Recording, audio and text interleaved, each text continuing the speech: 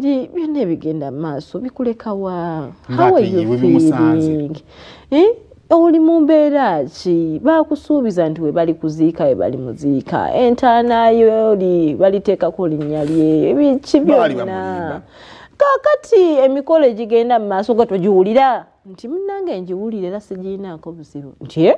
bakuyisa ofumba omuceere nti baluddewo bampite bampe budget nti naye kakasa oli mulambula okufunja nsonga ze nazireka ku kkaba olaba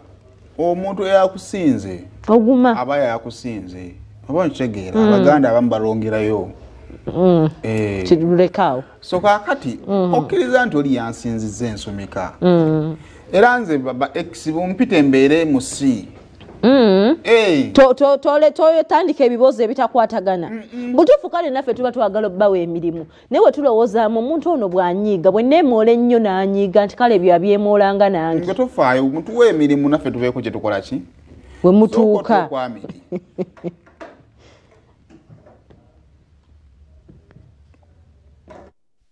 oli awo omukyawe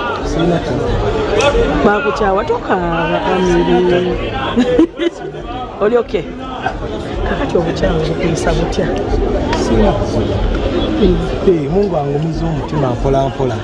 Mungu akugumiza omutima tena abantu ne bangumya omutima oteekayo n'olaba comment section nga bakusaasira kijja kugwa alhamdulillah kati ndi fine okikyonza ogamba sekajja essaawa zino kuba yali mukwano gwo obeera gwe omugamba ki kyogenda omugamba kyomugamba obeera gwe omugamba ki simulinaako Mungu abatere mudala okolimye nno Mungu abatere mudala zimbagaliza bemungu ne balina abaana bange lwaki omwana ali tomukolera mikolo waba gye yali ayagala anti kati olaba nali muvubuka twafena nga tuli bato kitegeera ate nga ye Mungu yali yamusumuusaamuko kati nze enfuna yange